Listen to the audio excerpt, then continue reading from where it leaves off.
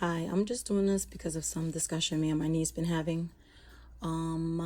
Derek Prince is talking about Revelation chapter 13. I believe he's about to start talking about verse 16.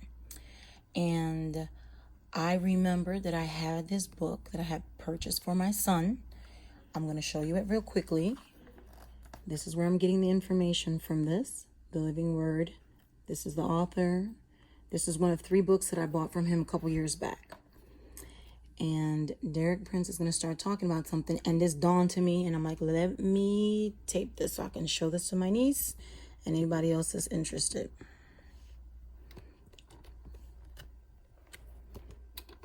All right. Sorry if it's Now shaky. then, let's come to these exciting verses that everybody's interested in. Verse 16, and he causes all, both small and great, rich and poor, free and slave, to receive a mark on their right hand or on their foreheads. Now again, this is just a little simple illustration. 10 years ago, I went to Disney World, paid my fee, went in, came out and said I want to come back again. So they stamped something on the back of my hand and let me go. But when I came back, they said, show us the back of your hand. They shone ultraviolet light on it, and they could see that it would be stamped with the date of the day. So I was allowed in again. Now, I'm not saying that then anything as crude as that will be what's referred to here, but it's just an example of way things are moving. And that no one may buy or sell except one who has the mark or the name of the beast or the number of his name. Now, you can get away in that system with 3 things: the mark, the name, or the number. But without those, you cannot buy or sell. You're excluded from all society. All right, here. This is what I want to point out. I'm sorry, I'm holding an iPad and it's kind of heavy, so I can't hold it as best as when I'm doing the phone. This book, I'm sorry, this shows you the Hebrew alphabet. This is the letter, the number, the name. They tell you how to pronounce it, and then they give you the picture. This dawned to me as I was listening to him repeat that about the mark, the name, and the number. And I believe the Hebrew language is the only language that has this letter, a number value, and a picture form. I don't think any other language in the world has all 3. I think it's just the Hebrew language, okay? Just saying. Continue to listen while I show what the book says. Now, the number of the name of the beast fascinates many people. Here you go, And it Sarah. says in verse 18, Sarah. Here is wisdom. Let him who has understanding calculate the number of the beast, for it is the number of a man. His number is 666. Now, the fact is that amongst Jewish people, every name has a number. And I believe the same is potentially true in Greek society, because both in Hebrew and in Greek, the letters of the alphabet also are numerical values. The first 10 letters are 1 through 10. After that, it goes up by tens. 10, 20, 30, 40, 50, 60, 70, 80, 100. After that, it goes up by hundreds. 200, 300, 400. And it depends how many letters there are in the alphabet, how high you can go. The Hebrew alphabet only goes to 400. The Greek goes higher. So, my dear wife, Ruth, come and stand here for a moment, sweetheart, so that they can see you're really there. Has a Hebrew name, which is Root, which is just the same as English, except that the final letter is just one sound. It's R, Resh, Vav, Taf.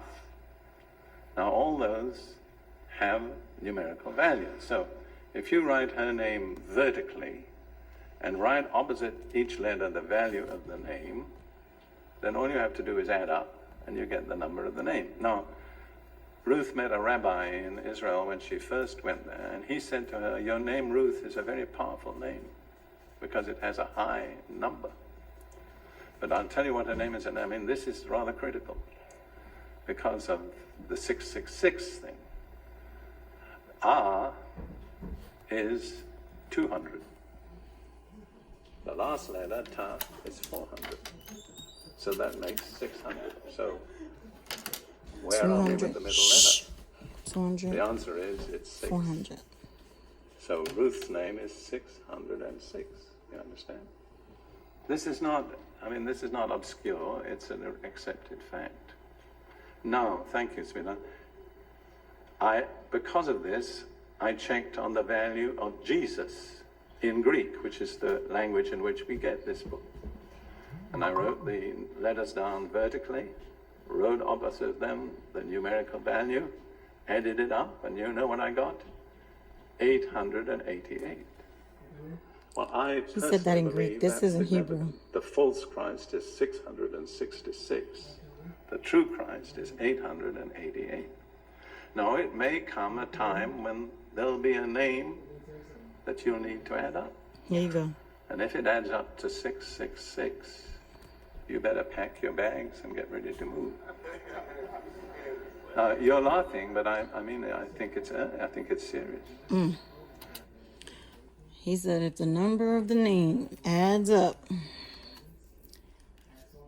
to 666, there's the number, there's the lettering in Hebrew. That's what it means. I don't know. Let me go back. Let me see if it's in here, pictograph. Not sure, guys. No, it's not. So for the 6 number, it's right here. So I just keep showing it over and over again because of something that my niece had spoke to me about. And I don't know why, but like I said, as he was mentioning the 3 different things here in the book of Revelation, that's King James Version, and he causes both small and great, rich and poor, free and bond to receive a mark in the right hand or in their foreheads, okay? Let me see if I can scroll this down. And he had given life. I want to see where it says.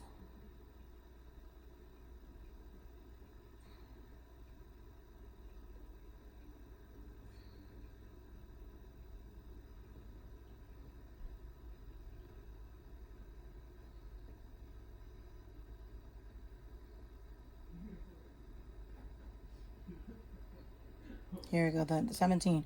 And that no man might buy or sell, save he had the mark, or the name, or the number, or name of the beast, or the number of his name. Here is wisdom. Let him that has understanding count the number of the beast, for it is the number of a man, and his number is 666. So I have a feeling that the fact that the Hebrew, like especially the old Hebrew language, has the actual letter, an actual numerical value, and it also has a picture. And it came to me, that could be a mark. Anyway, just wanted to share with y'all that. God bless y'all.